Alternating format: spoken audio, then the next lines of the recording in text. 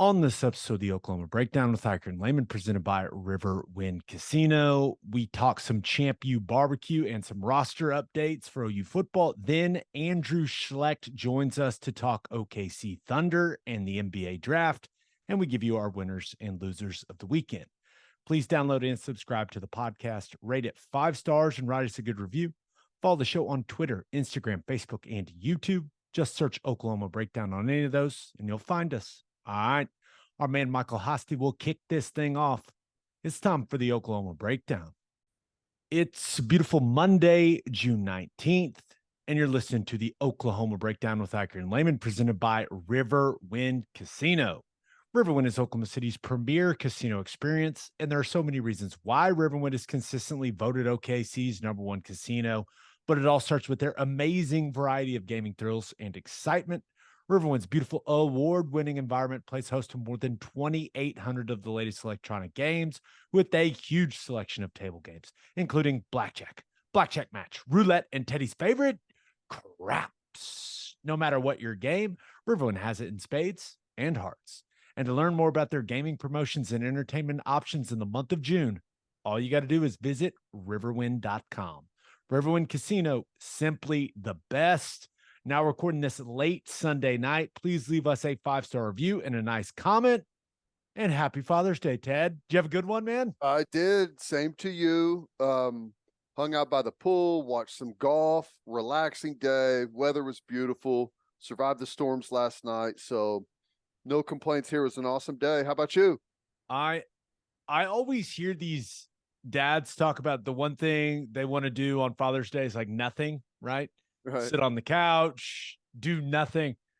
That is not the Father's Day experiences I have had up to this point. It was, I did the same thing I do every day. I play with my kid, and then once he went to sleep for his nap, I tried to get as much as possible done. Right. Yep. You know, so it was, now my wife, she did some great stuff for me. There's no doubt about it, but it's kind of just a normal day. On Father's Day, I don't want to avoid the whole fathering part. You know, that doesn't make any sense. So I just kind of did what I always do. Very good. Yeah. No, that's cool. Yeah, it's typically not all that different, but still a great day. No doubt. And happy Father's Day to all of the dads out there. I hope you guys had an awesome one. All right. OU football. So we've got Andrew Schlecht to talk some Thunder and NBA draft. The NBA draft is this Thursday, but let's start with the OU football stuff like we always do. It was ChampU BBQ this weekend. It has become such a big recruiting weekend for OU, Ted. And we've been in the past. We were not there this year, but kind of what are some of the things you've heard about how the weekend went with some of these big recruits on campus?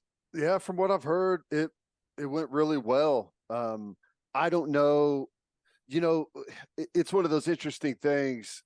The better they recruit, the higher profile guys that they're getting in on, a lot of those are later commitments for whatever reason. So I don't know that they've got anything that's just pressing, like imminent, like commitments that you may hear from right away from some of the top guys, but it sounds like it went really well. Sounds like Nigel Smith, David Stone, Jayson Ross, all those guys went really well. Here, good news, and even Caden Durham. It just sounds like the overall experience for everyone was really positive. It just kind of following along on Twitter, it looked like they did it right.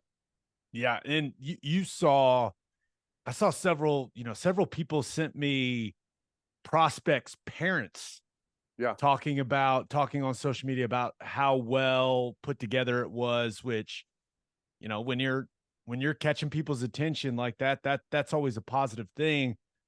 I think I don't know if frustrating is the right word, but I think the fan base sees everything that the program's putting into this event and into this weekend, and you just expect commitments to just come rolling in, right? But it's probably a good time to remind people, Brent Venables has not changed his stance on the whole commitment thing.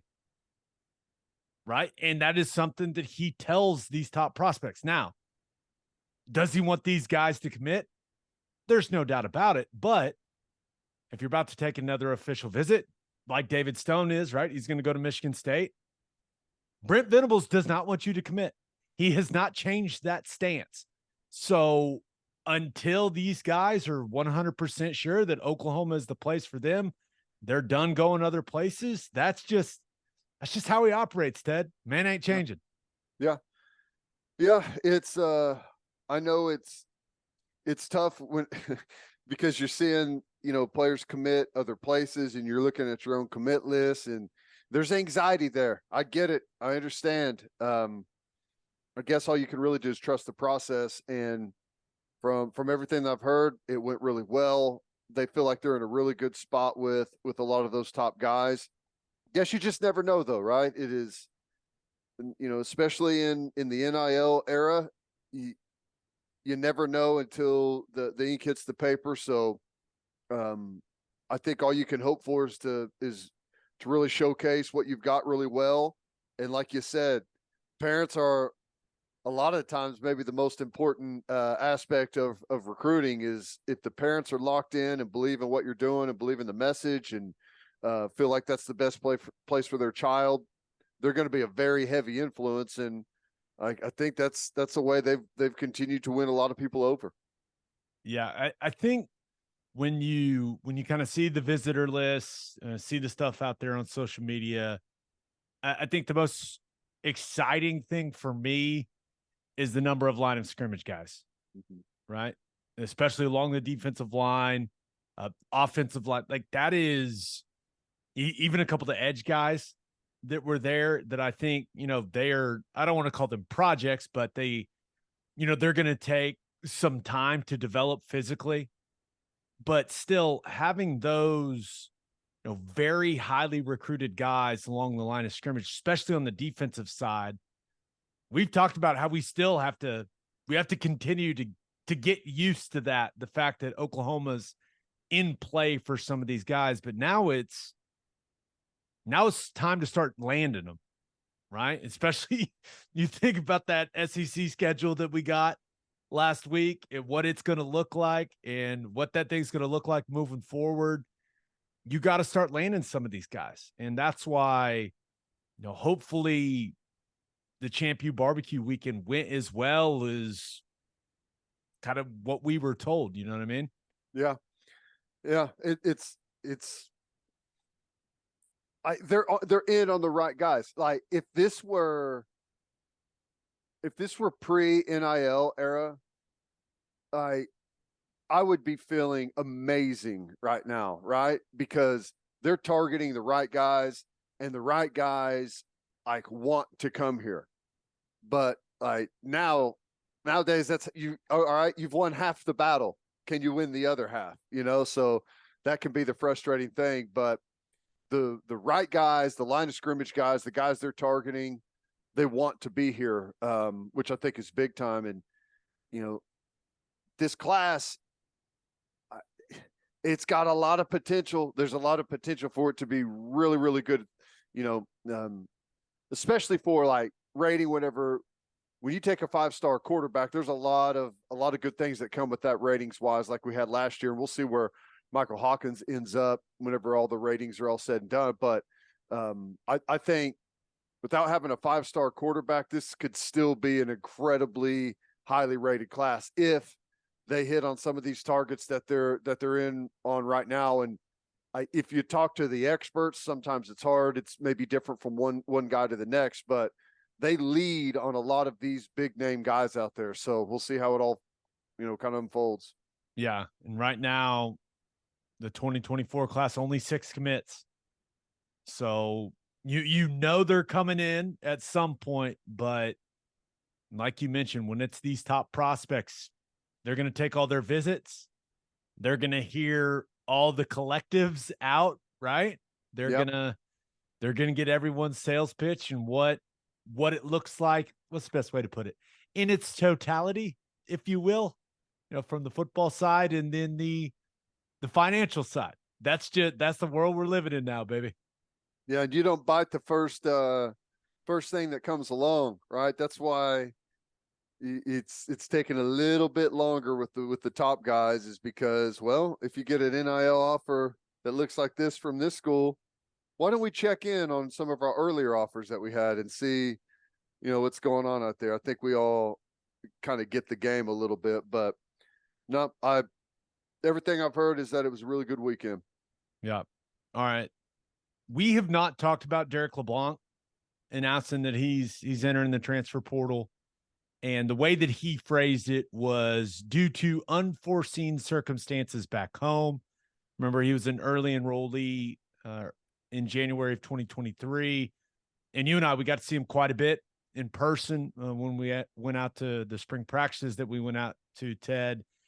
Just unfortunate, right? And hopefully the reason he's going home isn't something super serious. I didn't ask. I didn't really want to probe on that, but I know some people are like, no, Schmitty just ran him off and all this. Listen, I'm going to take this kid for his word. He's going home because he's got a family situation going on. So, yeah, he was a really highly recruited guy, but now, hey, just wish him the best, right? Yeah, we'll see what happens with him. I don't know what any of his prospects are out there in the transfer portal, or what it's looking like for him. Haven't checked up on that, but yeah, I think this is more of an optics hit than it is a roster hit. I think maybe he proved to be a bit more of a project than maybe they had expected. Listen, I'll say it. When I saw him in person, I didn't think he was any good. You and I talked about it, and you're like, really? I was like, listen, man, he's stiff. He doesn't bend well. He's got no explosion. He didn't run well. And I'm not, you and I, we talked about this when he was going to play for Oklahoma. Right. And I wasn't sugarcoating it at all. I was not. The first impression I had of him, I was very underwhelmed. Yeah. I think you're right.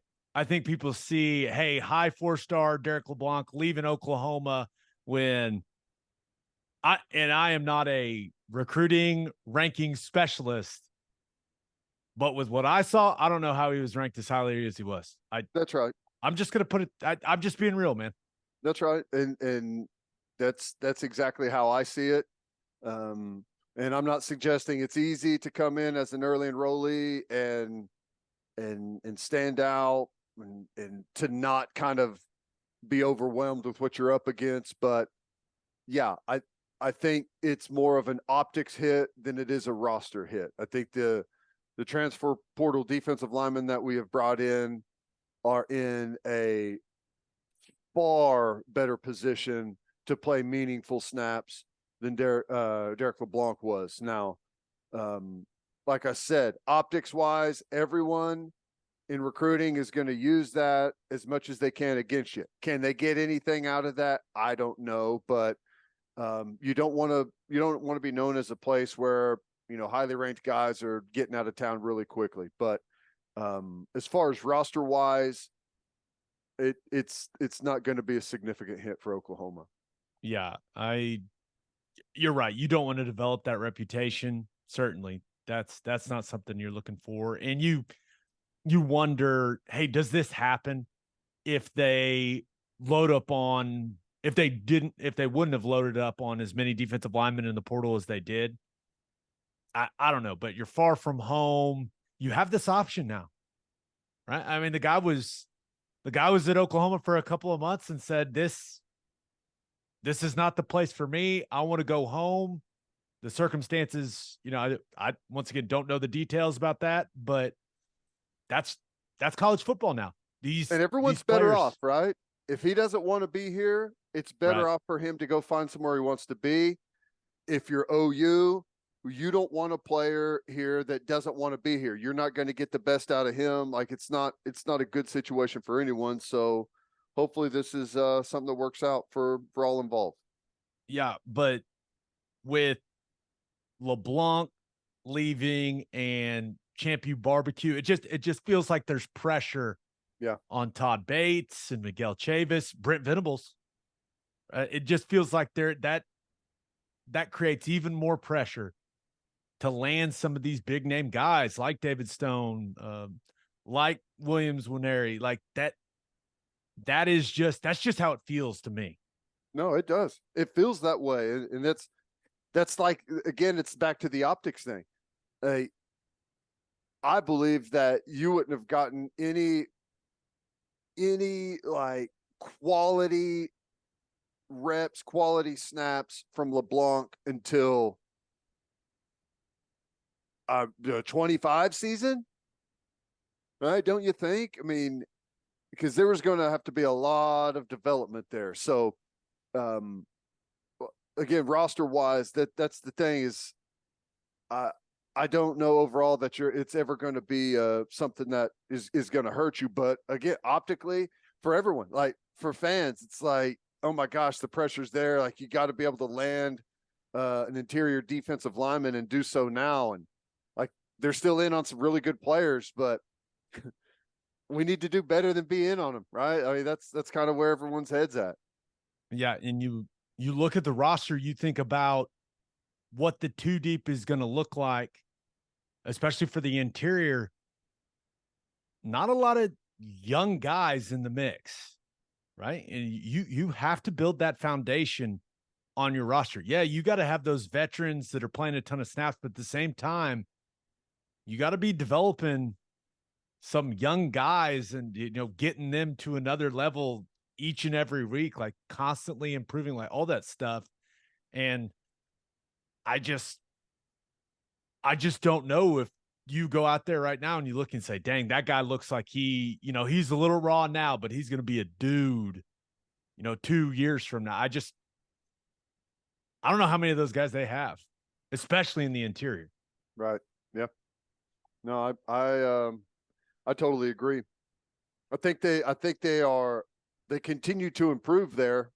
I think whenever you look at what they have now compared to when Venables showed up, I think they're in a much better position. But it's still not where they need to be. There's no doubt. Yeah. So people may have heard this on here before. More big humans along the defensive front. Now, you want guys that can play football too, right? It's not always just about the measurables, but that's certainly a good place to start. Now, speaking of measurables, JUCO defensive tackle commitment. Danny Saili? Yeah. Is that what we're going with? Uh-huh. Hutchinson Community College, listed at 6'2", 389 pounds. Now, he posted some of his highlights on Twitter. I may or may have watched them 6 to 7 times each. Moves pretty well for 389. How about what he does to that guy on that back block? I love that. Sham! Just like totally. Oh, that's great. We haven't. Listen, man, I played with Haloti Nada. I played with Pekka. Like I've lived that movie before, friend. Oh yeah, not fun, but clearly gonna have to slim down. And I've heard he's already lost 40 pounds. Is that true? He, in the pictures that he posted, right? Once again, me just sitting there examining pictures. He did not look 390 when he would in the commitment picture that he posted. Do we know if he's a walk-on or a scholarship guy? I don't even know if he's a 23 arrival. Is he a 23 or is he the next year? Because he's only played 1 year of junior college, correct? I don't know. I don't either. I haven't seen anyone say like, hey, it's this class or that class. Your guess is as good as mine. Maybe we should have asked. Yeah. I haven't seen it listed anywhere. I don't know, and probably should get some clarity on that. But it does seem like there could be a little something there. He is kind of twitchy for being as big as he is. Sign me up. And you have to understand what you're getting here.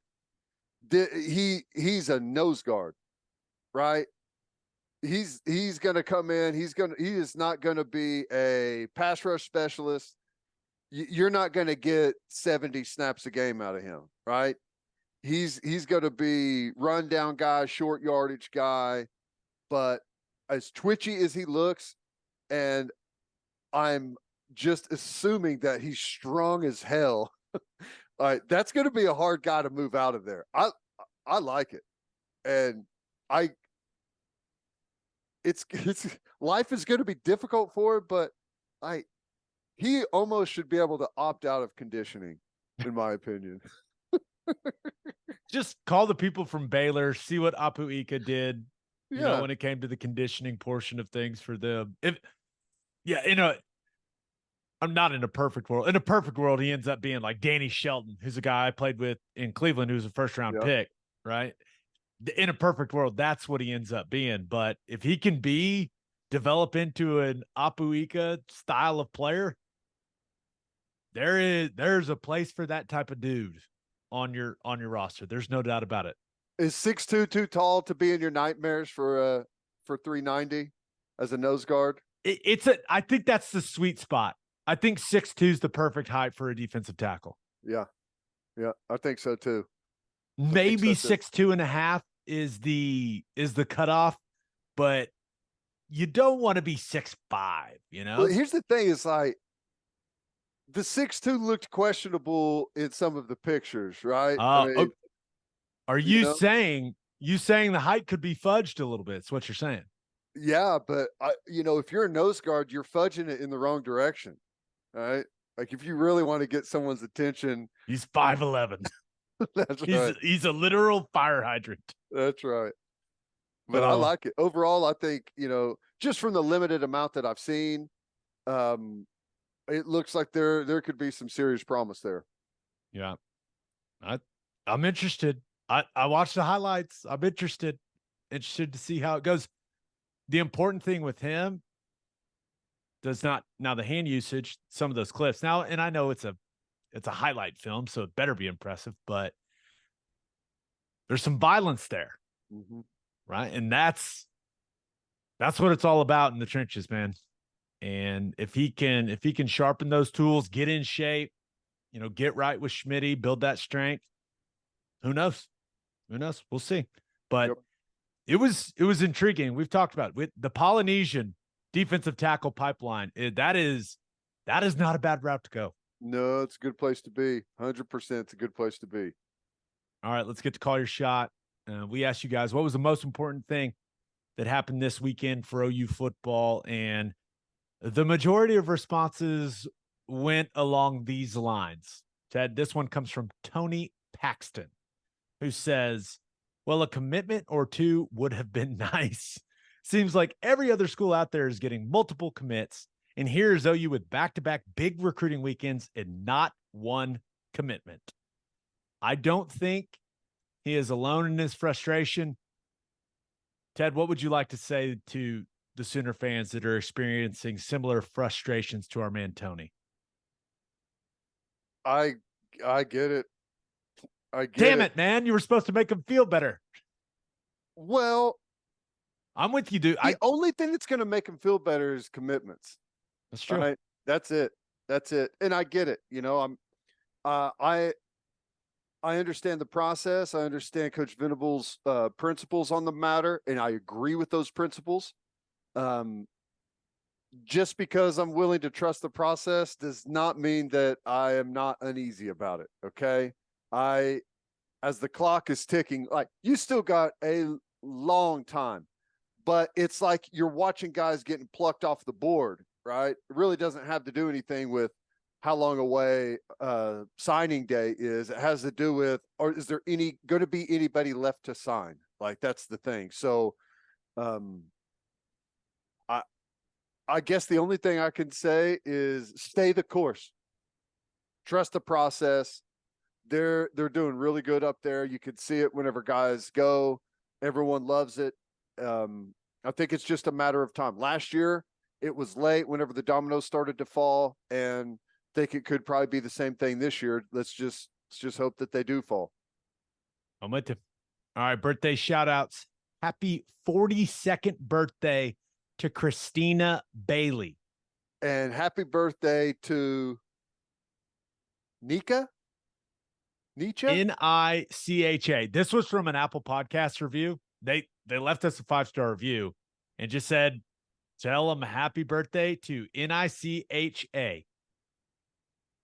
It's Nika. I think I'm going with Nika. Nietzsche. I don't know.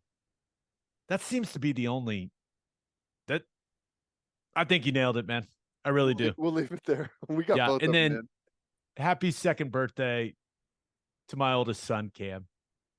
Turning 2 on Tuesday. Let's go. That's cool. That's cool, man. It's going quick, isn't it?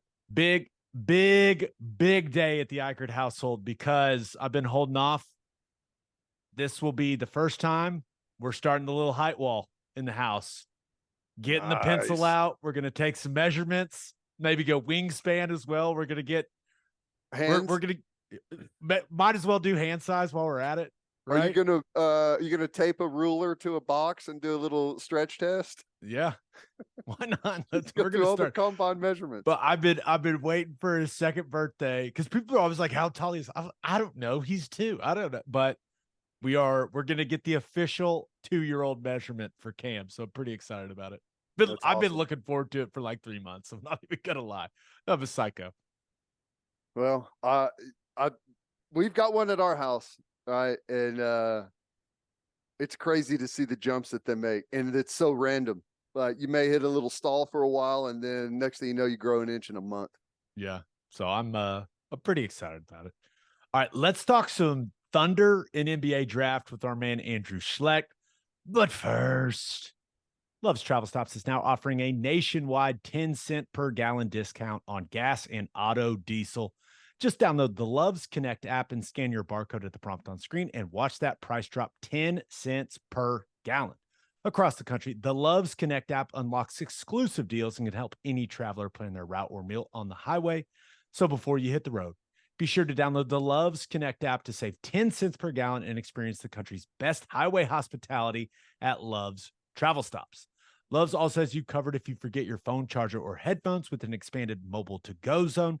And of course, don't forget to grab yourself some of that delicious Java Amore. Opolis Clothing is the exclusive home for all of our Oklahoma Breakdown merchandise and is the best place to get your OU and OKC Thunder gear as well. If you want to live your life in buttery soft comfort, go to opolisclothing.com. That's OPOLIS clothing.com and use promo code TED, TED for 10% off your entire order. It's opolisclothing.com. Use promo code TED for 10% off. Buttery soft and 10% off. And hey, I'm sure you're hungry out there. Well, then head to the garage for hand smashed patties, butter toasted buns, and ice cold beer. The food is fantastic, and it is the perfect spot to watch any big game. Visit eatatthegarage.com to find a location near you and order online from the garage in your neighborhood. All right, here's our man, Andrew Schlecht. It is our pleasure to be joined by a man that covers the Oklahoma City Thunder as well as anyone. You can catch him on the Down to Dunk podcast. You can also catch him on the Athletic NBA show. He is the one, the only Andrew Schlecht. What's going on, man? How we doing?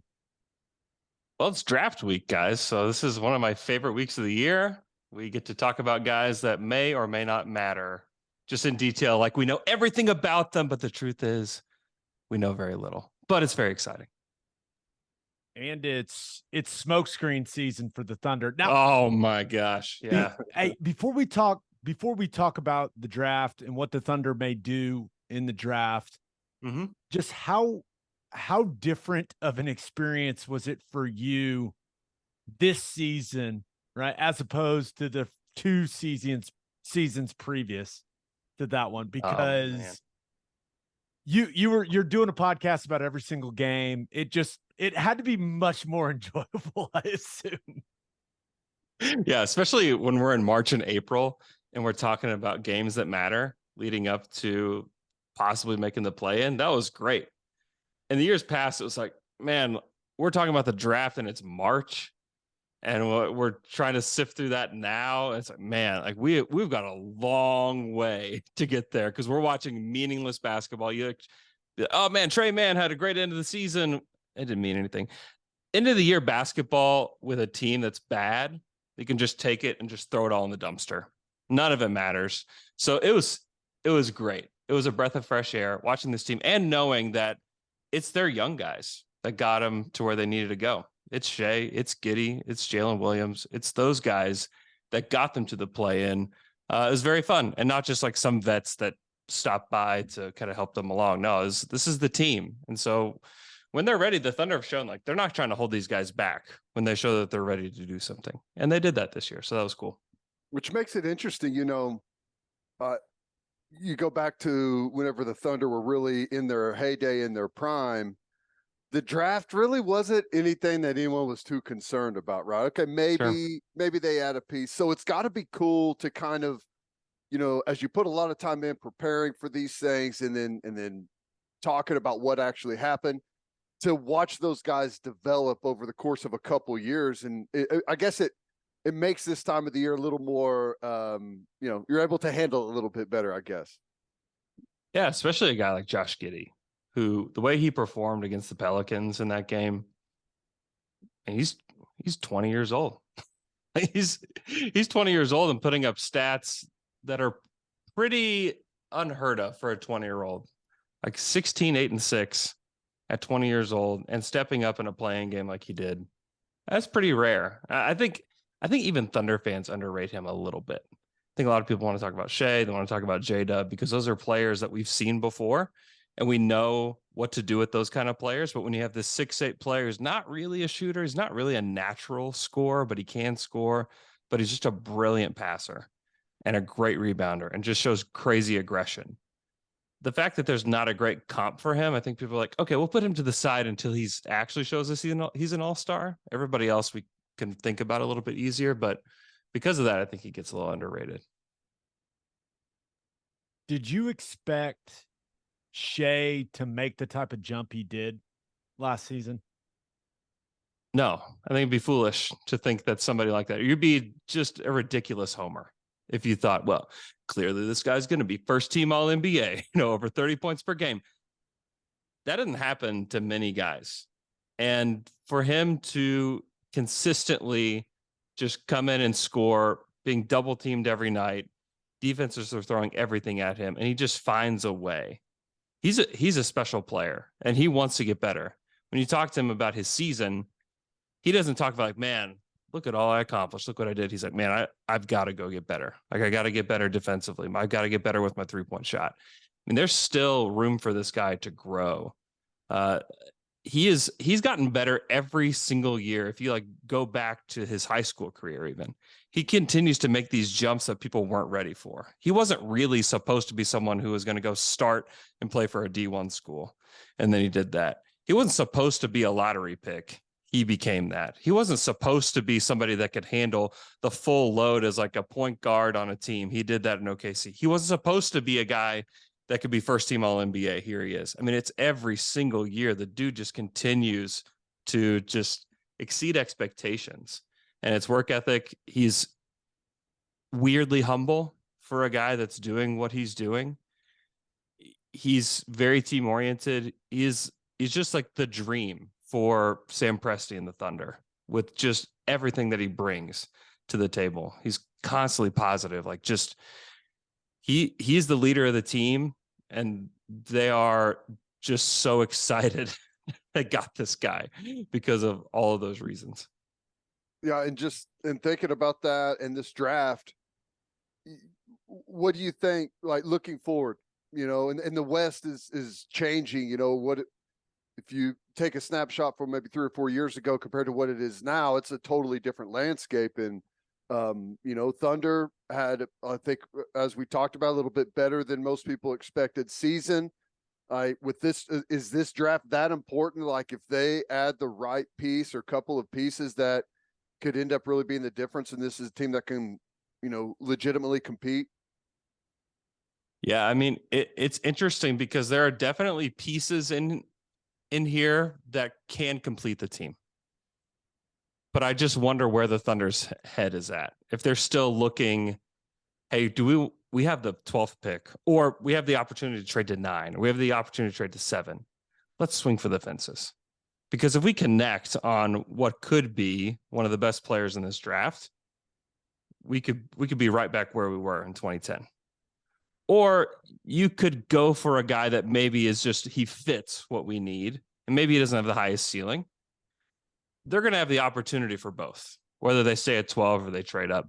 They're going to find somebody that's going to make an impact. I think there's probably 16 or 17 guys in this draft that could make a pretty big impact on the team.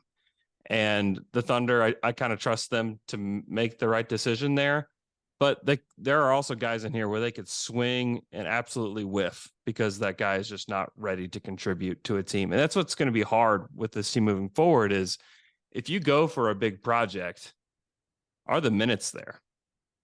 Because if this guy's not ready to play, where is he going to earn the minutes? And so that to me will be really interesting because if they draft Bilal Coulibaly, who played small forward for Metropolitans 92, if they draft him, he's 18 years old, crazy long arms, 6'7", but is he ready to play in the NBA? Probably not. He's probably going to be on the blue with Usman Jang, and they'll develop him that way and see if he can make it. Maybe he can get on the court just because he has good defensive chops, but he's a project. And so can they take on another project within this, I think is a question. And I know Coach Degnault would want it because Degnault loves development. But I also wonder if like the Shea, Giddey, J-Dub trio with Chet plugged in, like are those guys going to love to play with projects moving forward? Because those dudes are going to be ready. They're going to be ready to play next year. And I think that they would absorb somebody that was a project for the next few years, but the clock's ticking on how many projects you can take. And so I'm interested to see if maybe this is like the last time where they're like, okay, we're going to swing for the fences on somebody. So, and I do think the Thunder are in a place where they can take a risk, and we'll see if they feel the same way on Thursday. So if they do move up, right, who do you think is a guy or two that they would want to move up, use some of those future picks to move up? Who's a guy or two you think that they could target that you think would be a really good fit for the franchise? So if we're just talking pure fit, I think Jarris Walker out of Houston is like a pretty clear fit. He's 6'7", he's 250. He can play both the 4 and the 5. He could probably play a little bit of 3 as well, just because he moves well enough. Strong as anybody in the draft, thinks the game really well, good passer, is a questionable scorer and a questionable shooter, which I don't love. It will take some time for him to develop that. He's a willing shooter, but he's not very good. Didn't shoot it well from the free throw line, didn't shoot it well from 3, but he's willing to take those shots. And he's somebody that you could easily see fitting next to Chet. And that if you're wanting somebody to kind of spell Chet a little bit whenever you've got some big bruiser down there, he's somebody that can switch over and guard the big 5s. And you can let Chet kind of roam a little bit. So he's somebody that I think would be good. Asar Thompson, too, played for Overtime Elite. He and his brother are twins, and obviously great athletes. They kind of fit like your prototypical what an NBA player looks like. 6'7", super strong, crazy athletic. Asar's a really good passer. He's a good defender. Also kind of a shaky shot. And so that would be another risk there. Another guy I really like is Anthony Black. Anthony Black would be one where day one, the fit isn't quite there. But this is all about upside and somebody that can come in and play the style of basketball the Thunder play. 6'7", point guard that can pass, crazy good defender, super duper smart, just knows how to play the game. And that to me is why I'm kind of drawn to Anthony Black, is that the Thunder are drawn to guys that can really just think the game at a high level. That's why they love Josh Giddey. And so I wonder if they would bring him in. He'd be basically coming off the bench as a point guard or a wing. Also struggles to shoot the basketball. So it's not something I think Thunder fans would be super excited about, but it's definitely like a big upside swing for he and a guy like Asar Thompson. You could think like the Andre Iguodala role that Andre played for the Warriors. Like those guys could do that. Both super smart guys that can kind of fill in the gaps. And then Taylor Hendricks is another one who I think Thunder fans are more excited about. He's 6'9", crazy long arms, really good shot blocker, and can really shoot the basketball. but doesn't think the game at a high level like an Asar Thompson, like a Jarris Walker, like an Anthony Black. And so that's why I kind of question whether the Thunder would want a guy like that. He's more of a play finisher. Think like a modern Serge Ibaka, basically. He's going to hit corner threes. He's going to hit above the break threes. He can finish at the rim. But once he catches the ball, he's not making a lot of decisions with it. And so I wonder if the Thunder would want that kind of guy, because they want to play real rhythmically. They want the ball to flow. They want anybody to grab the ball and push. Like no one's given a position. No one's given like, here's what your assignment is. Like, no, this is how we play. Here's how we're going to play the game of basketball. It's not you have these 3 assignments. It's the team has this assignment and this is how we're going to play. And I think Taylor would struggle with that initially, but you park him in the corner, he's going to create space for you. So in the more traditional sense, Taylor Hendricks fits what the Thunder would want to could do, but I just wonder if they want to draft that kind of guy in the lottery. And I'm guessing, do you classify that list of guys you just ran through as ready to play guys? For the most part, all those guys will be ready to play. A lot of them are pretty young. Like Walker, Hendricks, Anthony Black are all still 19. Asar Thompson's 20, so he's a little bit older. But I think they could contribute on this team. Yeah, they all outside. And Hendricks, if you just give him simple roles, he can play right now. But the rest of those guys, yeah, they would play right away. Like the guys that I think would struggle to play in the NBA right now, like I mentioned him earlier, Bilal Coulibaly, I think is somebody that would really struggle to translate to the NBA from day one. If they wanted to draft like a Keontae George, which I don't think would happen, like I don't think Keontae is quite ready, or Nick Smith Jr. out of Arkansas, like I just don't think he's ready yet either. He's so skinny and just defensively just doesn't get it. So those guys probably wouldn't be ready. But for the most part, I mean, the Thunder would play almost all these guys. And they played Ousmane Dieng some, and some he didn't get to play a lot because of injury, but they're going to give everybody a chance to play next year. Even if they're like a lot better, I think they're still going to find minutes for whoever they take at 12, but there's going to be guys that are less ready than others for sure. Looking at if they stay at 12, I can't believe we've gone this long. You are a self-proclaimed Buffkin boy. That's right. And you haven't even mentioned Kobe Buffkin. Hey, Michigan. some of it, I don't want to jinx it. Mind? No, I don't want to jinx it. I want the guy to play here. Yeah, Kobe Buffkin would be awesome. I think he's really the only guy. So with everybody that I've listed so far, it's like, well, they're really good at this and this and this, but they don't have that, or they can't do this, or they can't shoot, or they can't play make, or they can't do this. He's really one of the only guys in the lottery that I think can do it all. He can handle the ball, pretty good passer, tries hard on defense. He can shoot it. He finished 70% at the rim for a guard. That's just insane in college basketball. He's a lefty.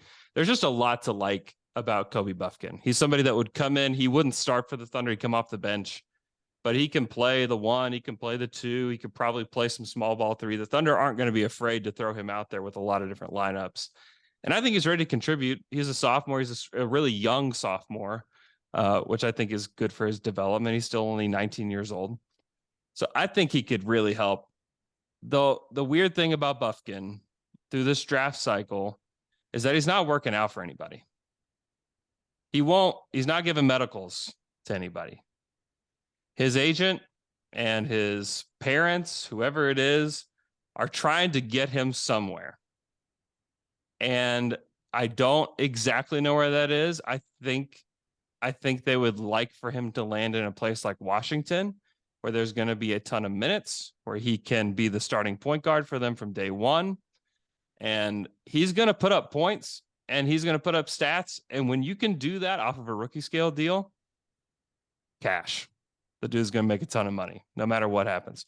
If he's on a Thunder team where he's coming off the bench and he's scoring 10 points and 2 boards and 1.5 assists, those guys don't make as much money. And so like there's definitely stuff going on behind the scenes with Buffkin.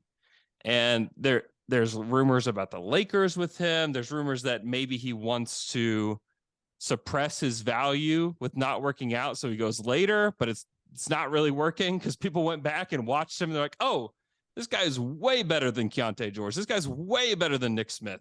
People are figuring that out, and he's going in some places top 10, certainly in the top 14 in a lot of mock drafts. So I think he's probably not going to make it past the Jazz at 16. And if I'm the Thunder, he's a guy that I would just take, because I think he can do a little bit of everything. He could help you from day one.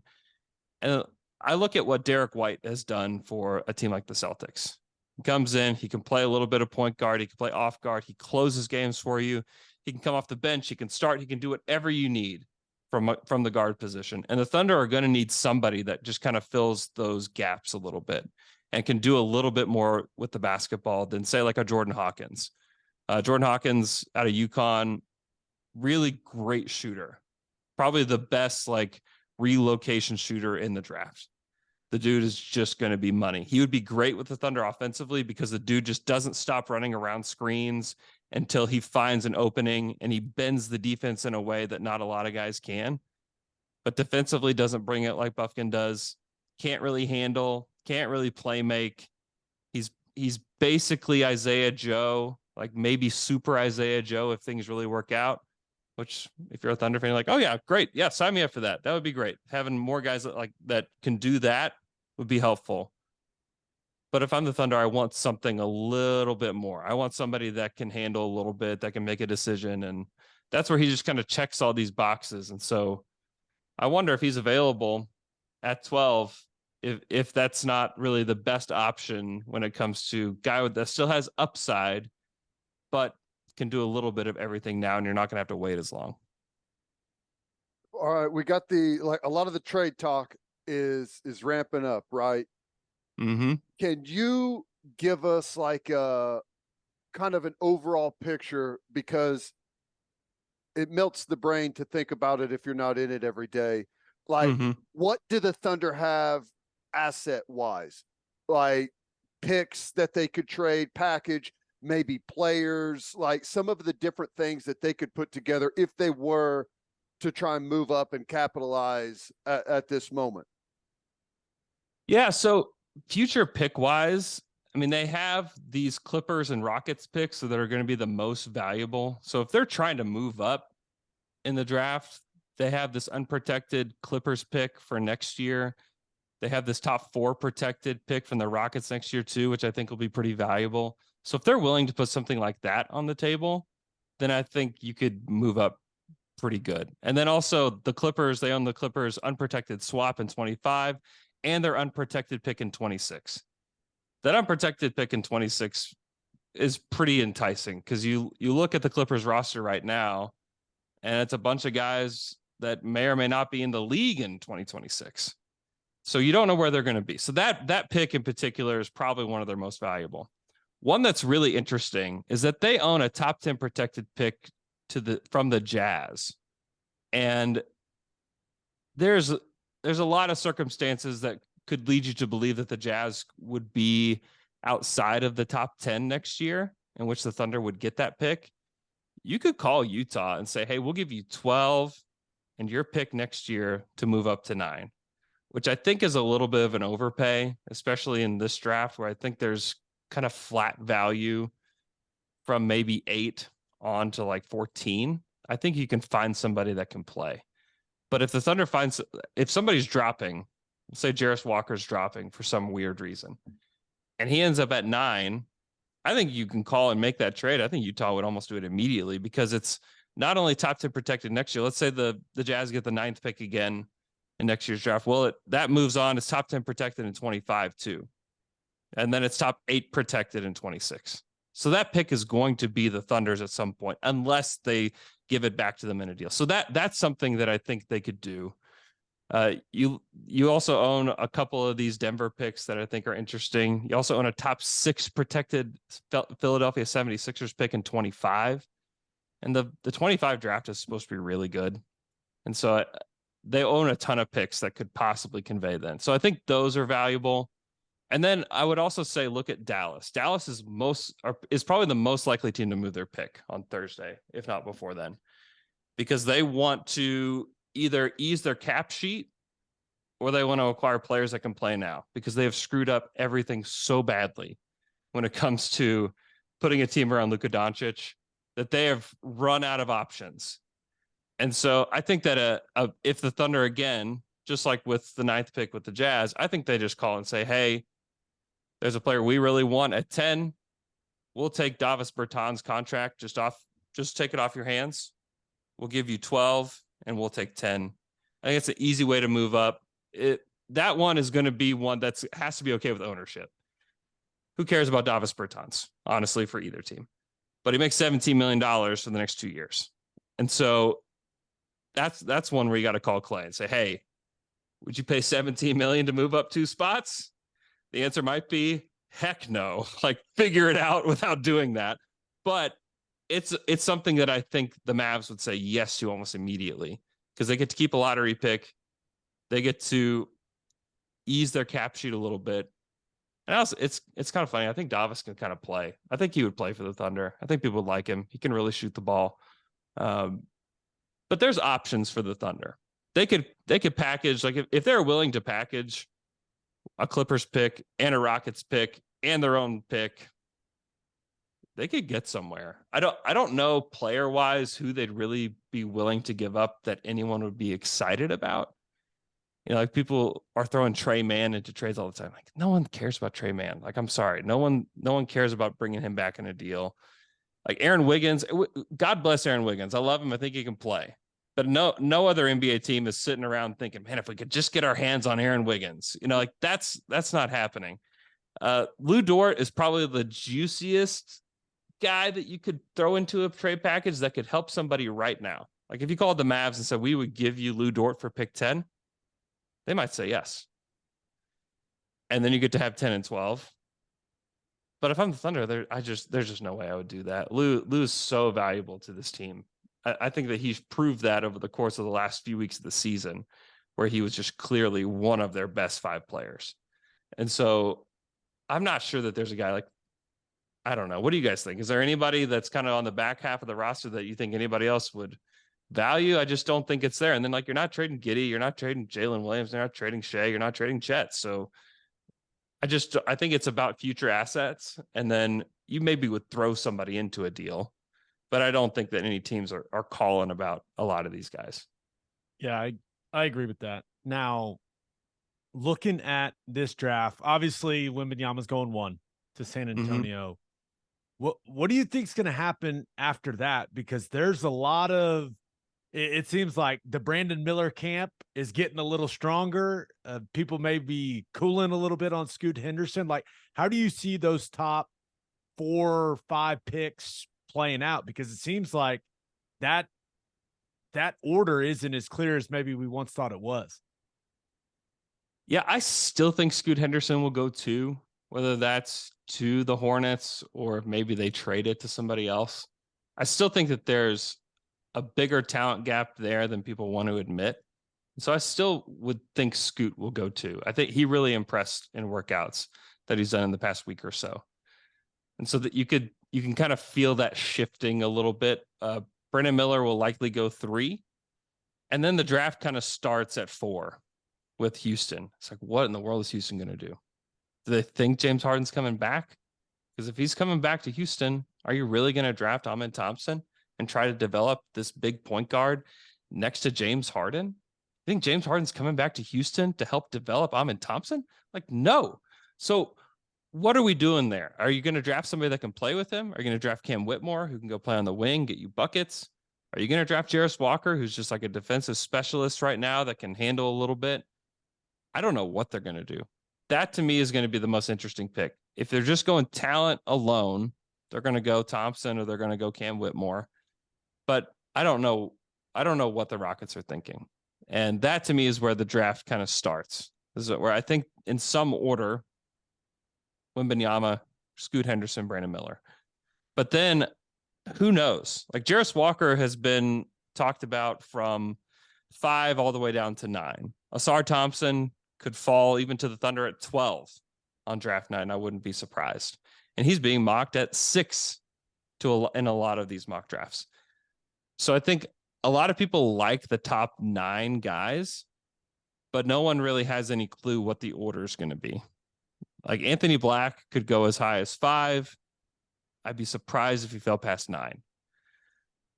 So there's just a lot of variables there. And then who's going to trade their pick? There's a lot of these teams that want to move up, that want to acquire more assets. I think the Wizards are an interesting one where I think they'll probably stay.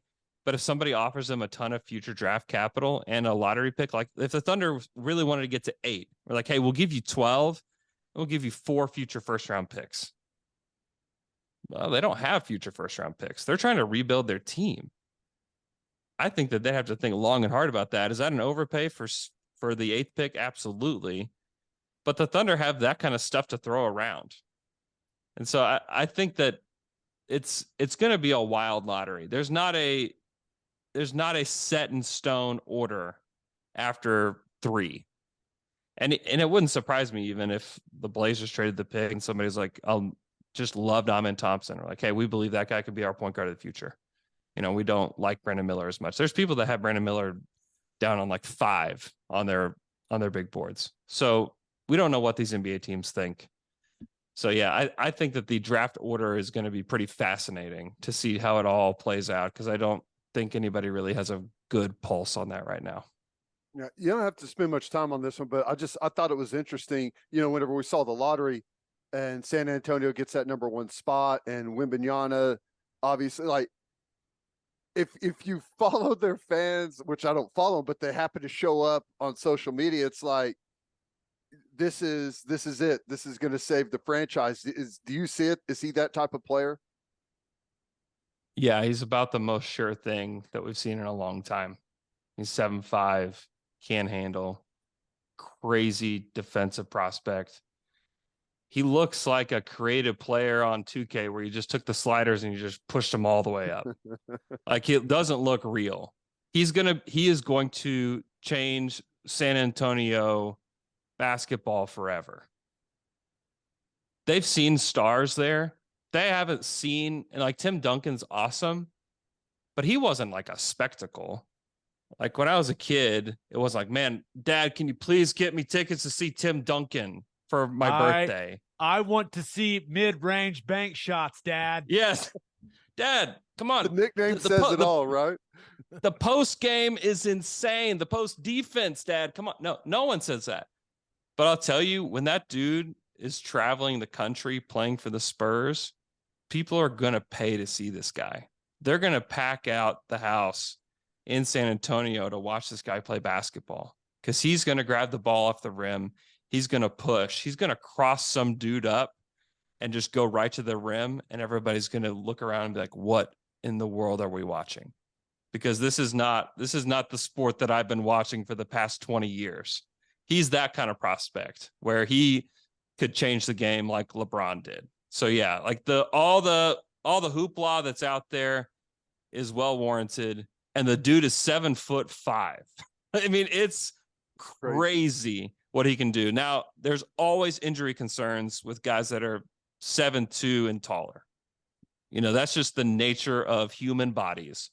But as long as he can stay healthy, yeah, this dude, he's going to be the Spurs are going to be on national television a lot only because of him.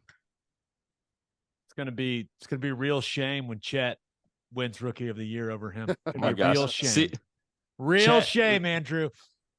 Just watch Chet this year, man. He is going to have such a chip on his shoulder about all this Wemby stuff. He hates it. Like, he does not want to hear it. And he's got a chip on his shoulder and he wants to kill him. Now, can he do that? We'll find out. But if the NBA is smart at all, it's Chet versus Wemby on night 1 on national television. And who in the world is not going to watch that? That's what it should be. I love where his progress has been good, though, right? Just on Chet, like he was, like some people were hoping there at the very end of the season, like they started showing some of his, shoot around stuff and everything. Like he's on schedule, ready to roll. Yeah, playing 5-on-5. When we asked Sam about him playing in summer league, a month and change ago, I just thought he was going to be like, no, he's not going to play. He was like, well, we'll see. He might play, which means, yes, he's absolutely going to play some minutes in summer league. So yeah, he looks good. he's playing competitive basketball, has been for a little while. The dude he's been shooting the ball just constantly, just working on his shot. That to me is going to be the biggest deal, is like, can he come in right away and be like a 37 to 40% 3-point shooter? It's possible. And if he does that, it's going to change the way the Thunder play immediately. He was already going to change the way they play defense. But then when you add in a guy that can be a real pick and pop threat, a guy that can play out of the short roll as well, man, I think people are also, like I talked about Gabe, I think people are cautious about talking about Chet, which is fine. But the dude wants to be the best. He wants to be the best player on this team. He wants to be one of the best players in the NBA. Like he's driven that way. So I think he's going to surprise some people next year. I'm with you. Dude, you guys have been killing it over at Down to Dunk. And I would assume now this goes into the number one spot over the Low Post when it comes to best podcasts you've appeared on this year. 100%. This is it. This is Dude, it. that right was here. big time. I was fired up for you. When I saw your name, I was like, wait, what? Yeah, I still can't believe that happened. That was so much fun.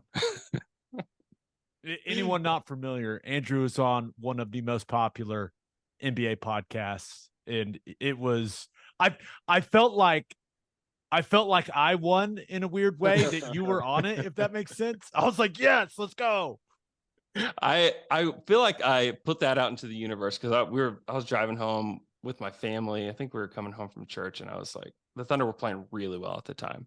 I was talking to her. This was a few days before Zach had asked me to come on, and I said, I think Zach Lowe's going to do a Thunder segment soon, and I want to be the person on his podcast so badly. Like, I hope that it's me. I want it to be me so bad. I'll be so disappointed if he asks somebody else. And then it was just like a couple days later that he's like texted me. I was like, we did it. We've done it. We've arrived, baby. Andrew, you're the man. Have a ton of fun this week. I know draft week is very, very busy for you. So appreciate the time, man, and happy Father's Day. Yeah, thanks, fellas. Appreciate it. That man has a ton of NBA draft knowledge in his brain right now. My goodness. I know. I get a little lost in all of the information. There's a lot there. A lot of picks, a lot of stockpiled picks, a lot of trades, it's wild, man. But it's the exact info I need to get caught up. I will say this and I feel like a lot of people are getting really excited about the Thunder, and I'm one of them. This is the most excited I've been for the draft because it feels like this team is going to be something for quite a long stretch. And you're like, okay, could this guy be the difference? Like, could this guy be the guy that is the role player that takes us over the top and brings the title back to Oklahoma City? That's where my head's at, Ted. I know. And it's such a weird place to be in, considering we still haven't seen our top guy from a year ago's draft, right? Right. So it's almost like you've stockpiled that pick or something. It's an interesting place to be in. And, just whenever he was talking about all the future picks that they have in like the next 3 or 4 drafts, it's like, to me, it's almost like the better they are and kind of where they are right now, it's like, you might as well hang on to those. As good as you're going to be, like, do you need to get rid of those? Because those picks are going to be harder and harder for you to have. So I don't know. They're in a really good spot all around. Yeah. The vibes are good. Vibes are good. All right, let's finish up with our winners and losers of the weekend. But first, Bishop McGinnis Catholic High School represents a tradition of educational excellence in Oklahoma City. Grounded in a faith-based education, students prepare to meet their potential with an individualized academic path that strives for success. Bishop McGinnis offers a college prep curriculum that includes 22 AP courses, participation in OSSAA athletics, where they've won over 100 state championships, and numerous clubs and organizations for students to join and grow. If you want to provide the best possible educational and spiritual development for your children, contact Bishop McGinnis Catholic High School or visit bmchs.org. Financial aid is available. And attention business owners, you need Insurica in your life. Insurica is one of the country's largest insurance brokers with 30 offices throughout Oklahoma, Texas, and the Southwest. Insurica compares coverage offerings and pricing in order to design a cost-effective, comprehensive program to meet your business's specific needs. Purchasing insurance is only one way to protect your business. Insurica's goal is to help you avoid a loss in the first place. If your business partners with Insurica, you'll save huge amounts of money and control your total cost of risk. I'm an Insurica client, and you should be too. If your business wants to be best in class, connect with Insurica at insurica.com. That's INSURICA.com. As always, Ted, kick us off. Who do you have as your winner of the weekend? U.S. Open, nothing better than watching the U.S. Open on Father's Day. And as winner, you got to go with Wyndham Clark, right? Able to close it out. Got a little interesting late there. Looked like he was going to cruise comfortably. Missed a putt there to bogey, I think 14. And now all of a sudden it was back to within one stroke, but was nails down the stretch. That dude is super impressive. Crushes it off the tee. Really good iron play. Just a really good weekend all around from him.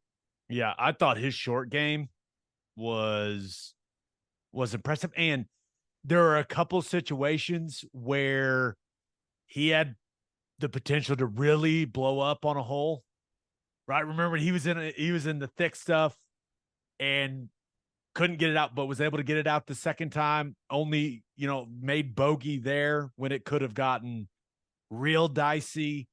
I think it was 16, drove it into that bunker, just got out of it, and then just nailed a wedge within, I don't know, is it 2 feet? I mean, there were some holes where he could have lost that thing, but he was able to salvage some things. And then 17 and 18, guy was cool as a cucumber, man. That was impressive. Yeah. Good stuff. Okay. I didn't know, because I've got several things here to classify as both winner and loser. It's a U.S. Open edition for winners and losers for me. Ooh, I like that. Schauffele and Rick Fowler both shoot 62. And I don't feel good about that. Right? How did you feel about that? Because you had Johnny Miller shot the final round 63, and then Justin Thomas tied that pretty recently. But when you have two guys go 62, that's never been done. I almost feel like it shouldn't count. I understand what you're saying. Now, would you feel differently if it would have been like Scheffler and McIlroy? I would have felt differently if everyone else was over par.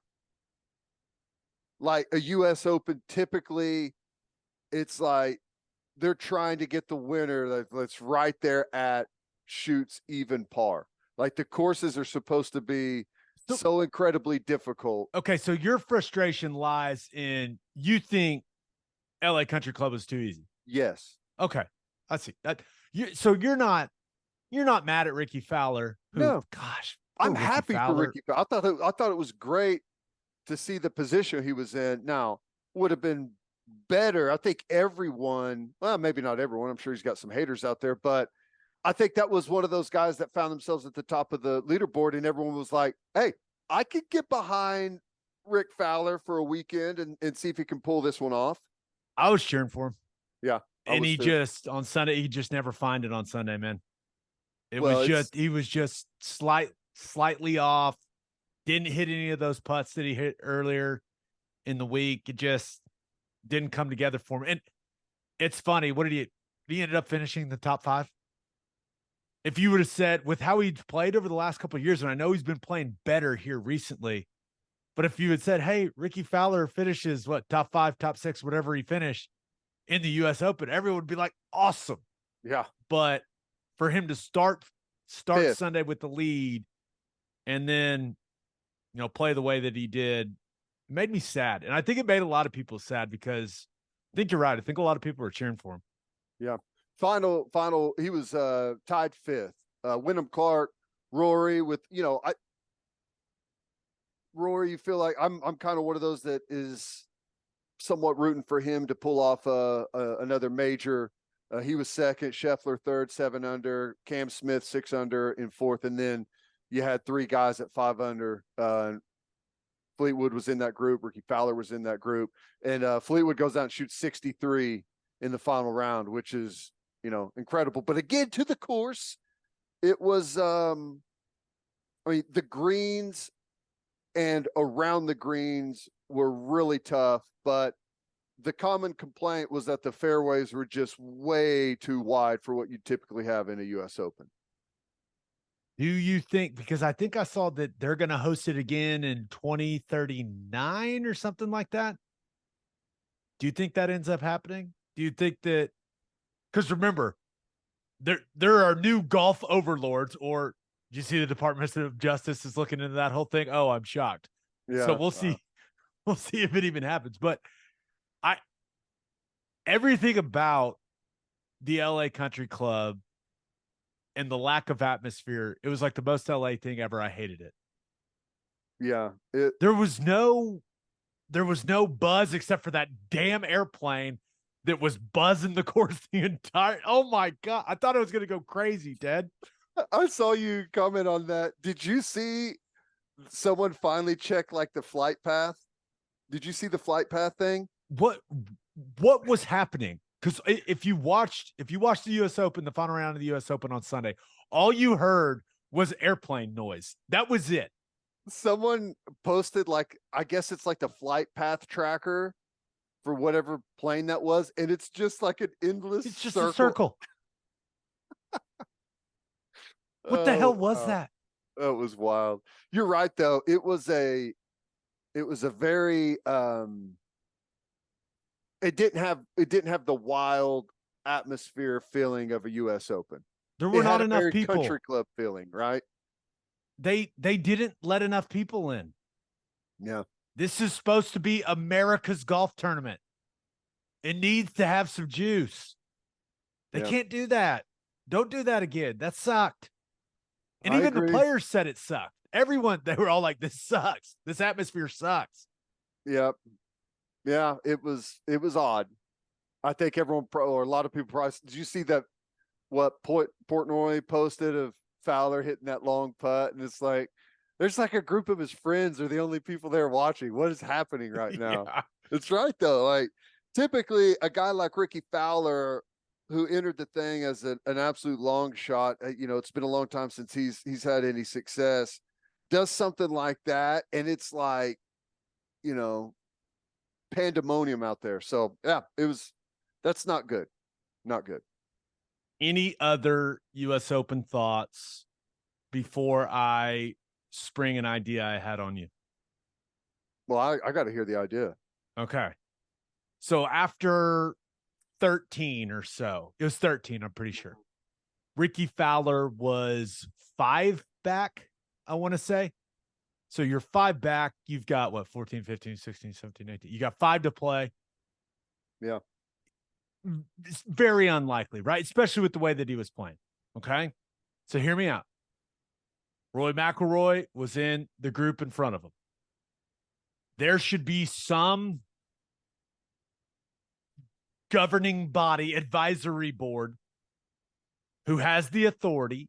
And these are only in select situations. You can't do this all the time, but it would be the entertainment czar of golf, right? And you say, hey, Rory, hold up. You got to wait on this group behind you, right? And you and Wyndham Clark are now in a pairing together for these last 5 holes. And Ricky Fowler is now playing with Scotty Scheffler. And you guys go ahead. Scotty and Ricky, you go ahead. Hey, whatever happens, happens. But we're going to have the 2 guys that have the best chance of winning the golf tournament for these last 5 holes. We're going to pair them up and we're going to let them go at it. And they're going to feel the pressure of playing with each other. None of this, he's in the group before and you're going to wait on. No. We are changing it up at the very end. I like it. Flex pairing. Yes. It's just, we could call it entertainment, flex entertainment pairings. Yeah. This tournament is, you have to be prepared for flex entertainment pairings. Now I think you got to have pairings that are linked, right? That are connected. And should it happen at the turn? Like that's kind of where it needs to happen. It either happens at the turn or it doesn't. I think it should be able to. This is all about whenever. we are trying to create entertainment. And I know that golf is a flow and rhythm sport. I understand that. And there's a certain rhythm to playing your 18 holes and going and just going. But listen, man, this is a TV show, right? I mean, that's what it is. Now there's a lot of people at the tournament. I get that, but it is an entertainment product. And you know what? It would have been much more dramatic is Wyndham Clark with the 1-shot lead standing over that tee shot on 18 with Rory McIlroy sitting there right there with his arms crossed going, all right, buddy. That's true. I've done it. I've done it plenty of times. Let's see if you can do it. And I just think that would create so much more drama and it would make it much more entertaining for all fans. Really, the players may hate it. Who cares? I don't care. Yeah. It's clear that the PGA Tour doesn't care about what their players think. So let's make this thing as entertaining as possible. Flex entertainment pairings. Now, I love that idea. It's good. It's what everyone wants to see. Now, I did have an idea today for maybe an alternate golf league where the entire field plays at the exact same time. You could pick any hole you want to start on, and it's like a 2-hour event. You play, like everyone plays at the same time. There's no waiting. You're hitting into people because you've got to get your round done in 2 hours. Everyone at the same exact time. It's a mix of live golf and the Hunger Games, it sounds like to me. Yeah, live golf, Hunger Games, a little bit of Survivor type of thing in there too. Yeah. Well, do you form alliances and then just try to like pepper and kill someone with golf balls? You try and get your whole team together. Guys, let's start on number 5. We'll stay together. All right. We'll help each other eyeball where our tee shots go. We'll run in packs. I don't know if we can create an entire league this way, but I bet you we could make like a charity event with this as the concept, and there'd be some people interested. You may have to wear hard hats or football helmets. Wear a helmet for liability purposes. Wear a helmet, but there's shotgun start. Everyone's got, like, I don't know what the exact time is, but it's got to be to where everyone feels like being in good condition is part of it. Could you imagine a whole group of people turn against you? You're trying to putt, and they're all like 100 yards out, like ready to darts coming at the same time, simultaneously fire wedges at you. Oh, it'd be good. Yeah, I don't think the insurance people would be thrilled about the concept, but probably it does sound it does sound entertaining. Well, I do love the flex pairings, though. I think that one's probably a little bit more realistic. And because here's the thing, in all honesty, if you're tracking ratings and like the final, you know what I'm saying? Like you're trying to keep eyeballs there. That is how you would keep eyeballs on it. Right. And they're in it for the money, right? We can't forget what this thing is. All of this is actually about. So, I don't think it's as far-fetched as maybe some might believe. I know the golfers will hate it, and I have no idea. But they're watching the scoreboard anyways. It's not like someone would be springing something on them quickly, right? No. If as you're closing out the round and you start to see the leaderboard, it's like, okay, the switch up's about to happen.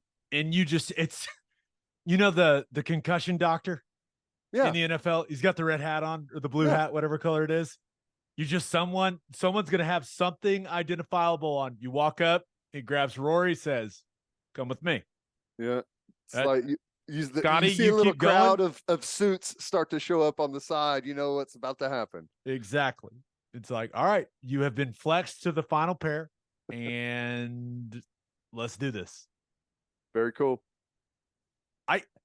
I just want to point out, I've never heard anyone else throw that idea out there. I'm sure someone has before. It's just something that I was thinking of in that moment because Ricky Fowler, he wasn't playing well, and Well, it's probably something that everyone has thought of. It's like, they should do it. It'd be fun. It'd be way cooler if this was happening like together instead of separated. So yeah, I probably will never happen, but sure it would be cool.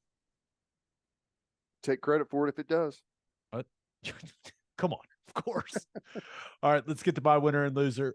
But first, John Vance Auto Group has been serving Oklahomans for 40 years. Family owned and operated. They've got 9 full service dealerships in Woodward, Miami, and Guthrie. No matter what your vehicle needs are, John Vance Auto Group has you covered. They carry domestic brands such as Ford, Lincoln, Chevy, Buick, GMC, Chrysler, Dodge, Ram, Jeep, and Wagoneer. John Vance Auto Group's goal is to give unequaled service and to exceed customers' expectations in every way, which is why they have their lifetime loyalty program. And here's how it works. You buy a new or used car from them. All you have to do is get all of the manufacturer recommended maintenance done at the Vance dealership. And if something goes wrong with the components of your engine, transmission, drive, axle, or transfer unit, they will cover the repair costs. It's a great deal. You can browse their entire inventory or find the John Vance dealership near you at vanceautogroup.com. And First Fidelity Bank is a full-service financial institution based in Oklahoma with tailored solutions for all your personal and business needs. Checking accounts, saving accounts, home loans, and much more. They do it all. Whether it's online banking from your computer or mobile banking from your phone, everything is stress-free with FFB. Making mobile deposits, paying bills online, and moving money to different accounts could not be easier. Come on, people, make your life easier and go bank with First Fidelity Bank. Visit ffb.com for more information. All right, for my winner of the weekend, thought about going with LSU baseball. Won their first game there in Omaha at the College World Series, beat Tennessee 6-3, beat the conference foe that had to feel good. But the real dominance is what that fan base is doing in the Rocco's Jello Shot competition. My goodness. If it wasn't for Wake Forest, Ted, they would have consumed more than the 7 other schools combined. But hey, Wake Forest is representing. They're doing a really good job. It's crazy. It's also like the greatest scam, or it's not necessarily a scam, but it's brilliant marketing to where you pit the fan bases against each other buying Jello shots. It's like the greatest thing ever. And it's got, it probably pays for the bar for the entire year just off of the Jello shots that are going on. Yeah. And the Jello shots are $5 this year, not $4.50. Inflation. God. Yeah. But current tally, LSU 11,948. Second place, Wake Forest 4,744. So yeah, that is a dominant performance from the Tigers fan base. My goodness, which I'm not surprised. That's what I said. They were the heavy betting favorite in the Jello shots race coming into the tournament. That's $75,000 in Jello shots from those 2 fan bases alone, and we're just getting this thing kicked off. We're just getting started. Yeah, that is. It's a lot of Jello. It's a lot of Jello. Cheap though. Jello's cheap, man. It's true. It's true. All right. I also thought about going with Bradley Beal. I don't know if it's going to work, but now you've got Kevin Durant, Devin Booker. Somehow DeAndre Ayton was not in that trade. I don't know what you're doing, Washington, but hey, Bradley Beal's got to look at it and go, hey, I'm on the Suns. This is going to be fun. I've been stuck in purgatory in Washington for forever. So I don't know if it's going to work out well for the Suns. I really hope it doesn't. Honestly, I kind of hope that whole thing just crashes and burns. I'm not going to lie, but it's going to be interesting. We'll see. Yeah. It's worked both ways, obviously, but the Frankenstein team where you take a bunch of different big personalities and guys that are already established stars and kind of throw it all together to see if it mixes well. Sometimes the results are good, other times they're disastrous. Yeah. I would prefer they be disastrous, right? Just because now the Thunder are back in it, Suns are in the West. I'd hope it kind of falls apart. Yeah. Well, that new owner of theirs, my goodness, that dude has done a lot very quickly. no. Traded for Durant, fired Monty Williams. Now he's traded for Beal. Like that dude is. Oh, he flopped in that playoff game. Also, that was hilarious. Don't forget about good. that. Yeah, that was good. Well, hey, have fun with it, I guess. If you're owner of a sports franchise, enjoy it. Yeah. Make some moves. Yeah, but my winner of the weekend, Michael Jordan, selling the majority stake in the Charlotte Hornets to a group where the valuation is approximately $3 billion. Now, he's still going to have a minority stake in the team and reportedly will have some type of presence with the team. But now, if you look at ownership and you view being a successful owner, if you view it as, hey, you got to win games, you got to win playoff series, you got to go to the finals, like all that stuff. If you view it that way, Michael Jordan was a very bad owner. The results, they did not get the results there in Charlotte. They just didn't. 13 seasons, never won a playoff series. Lost a ton of games. Just didn't work the way a lot of people thought it was going to work with him running things. If you view successful ownership as you bought it for $275 million in 2010, and now you are selling it for a $3 billion valuation. Now, I don't know the percentages, but I know this. He made he made, what's the proper metric? A buttload of money buying it and selling it, right? And they made him not won a ton of games and had a ton of success on the court, but that man made a lot of cash. Boy, they did. He did. I mean, yeah, it's that 275 million is you're right. I'm not sure what the percentages are, but you 10x 275, that's pretty good. Yeah. And he sold some of his stake back in 2020. And so I don't know exactly how that all works. I'm not a smart guy. That's just with the numbers. It's not. You're a smart guy with the numbers. You just don't have access to all the numbers. I don't have access to the numbers, and I don't really care that much. I know we made a ton of money doing it. Ton of money. They lost a bunch of games. People talked a lot about how he wasn't a great owner. Franchise wasn't winning games, but made a ton of money. It's a solid win. Yep. Yeah, I mean, 2010, it's like it almost he almost made like what he paid for it every year he owned it. You know what I'm saying? And that's not even count. Like, I don't know how the income part of it works either. It's not, I'm sure he was taking some out, as it was growing as well, using it as a bit of a piggy bank. But yeah, Jordan's definitely a winner when it comes to this. Whenever they're talking about him years from now, no one's going to care about what he was as an owner. They're going to be laughing at the billions next to his name. Yeah. Good for him. He brought me a lot of joy as a child. Good for him. Yep. All right. For my loser of the weekend, thought about going with Ja Morant. The suspension finally came down. 25 games. He'll be suspended the first 25 games of next season. Going to cost him, from what I read, just a casual $7.6 million.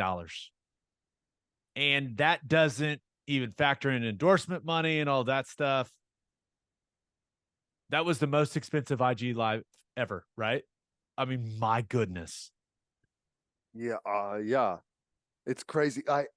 Half a second cost him like $8 million. Yeah. Now, bad choices too, but sure. But if the IG Live doesn't happen, he keeps that $8 million. I kind of feel like by the way things were sounding, I feel like the 25 games is almost like he ended up getting off light, because there was a point there where it was sounding like it was going to be really, really bad. Like I thought like maybe they were going to give him a full year. Whenever you heard Silver kind of talking about like we've come across new information, and it's like, oh boy, when they start digging, it's like, what are they going to find? So 25 games, that's a huge chunk. And that's going to be a tough chunk for, like, I know money wise for him, but that's a big chunk for his team to see where they end up. Cause it could factor in whenever you talk about playoff matchups and everything. So it's wild. Yeah.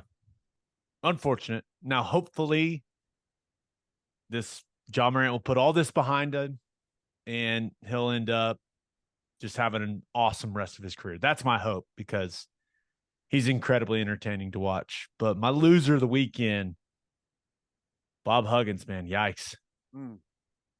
Resigned after he was arrested for DUI this weekend. And according to the arrest reports, guy didn't know what city he was in, didn't know what state he was in, behind the wheel of a car. Blood alcohol content was 0.21.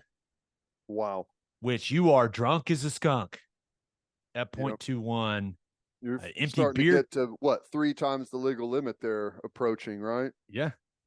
So empty beer cans in the car. And this is only, we're not far removed from him making an absolute fool of himself on that radio show in Cincinnati. I know I am a firm believer in, hey, you play stupid games, you win stupid prizes, right? Life is about choices, and you have to live with the consequences of the choices that you make, right? And he did some really dumb stuff, and these are the consequences. But I do hate that this is how he's going out, man. Guy just made the Hall of Fame. He's a legend there in Morgantown, grew up there, played there. And for him to be like, this is how the book ends for him. Like, this is the last chapter. It's just a bummer, man. And I know it's the result of him doing some really dumb stuff. I get that, but it's still just when I heard about it, when it started coming out on Twitter, it made me sad, man. Yeah. Yeah. It's wild. And it's, you get the feeling like we're kind of catching the end of the spiral, right? Yeah. Like how long has some of this behavior been going on? And, I don't know, but that's incredibly dangerous. You can't just flat out, you can't do that. It's not just a bad look, and a bad look for his, like reputation and how people view him. He's lucky he didn't kill somebody if he's getting out of a car and he doesn't even know what state he's in, So, his tire was all messed up. Like tire was flat and shredded and didn't even, that dude was drunk. Hope he gets the help that he needs. Absolutely. And, not his first DUI either. Yeah. Going back to his Cincinnati days, that was one of the things that they pointed to and reason he got pushed out there. So he's a Hall of Fame coach that has meant he's meant a ton to that university and that community. He's done a lot of good things when it comes to charity and all that. But this is a part of his story now. Yep. And that's just for his chapter at West Virginia, for the last 2 bullet points to be, homophobic slur on radio show and then DUI that led to resignation. Those are not the last 2 bullet points you want in your career. And no. I maybe he's not done coaching, but that's what I was about to ask. He's almost 70. Yeah. I was wondering, it's like, he's resigned. Do you think there's any way that he gets back into the game and goes through some obviously a recovery period here to try and get things in order? Does he feel like he's got to bounce back somewhere, maybe to save his reputation, or is this really it? Yeah. I don't know. But West Virginia's a solid job, right? in the Big 12 conference. There's going to be a lot of coaches that are interested, but Ren Baker, the new athletic director, there, shout out Oklahoma guy. But he's a very tough spot to go find a coach, even though it is an appealing job to go find a coach in the middle of June. Bob Huggins and their collective, they just got very organized and signed a hell of a transfer class. And now with what the rules are, like, those guys don't have to stick around. They're free.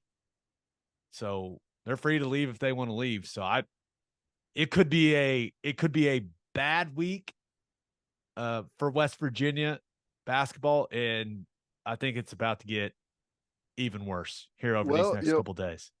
Part of that is it makes your job search not easier, but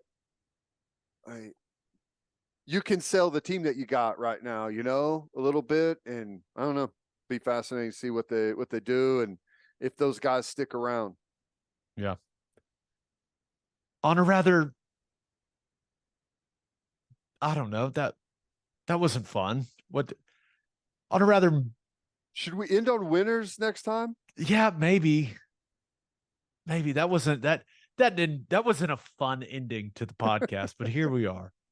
Episode 328 in the books. We'll have a new podcast that'll drop on Wednesday. Just a reminder, you can hear Teddy from 3 to 6 on 94.7 The Ref. You can hear me on SiriusXM Big 12 Radio, channel 375. Hope you all have an awesome week. And until next time, we appreciate you all for listening. Do what you always do, Oklahoma. Take care of each other.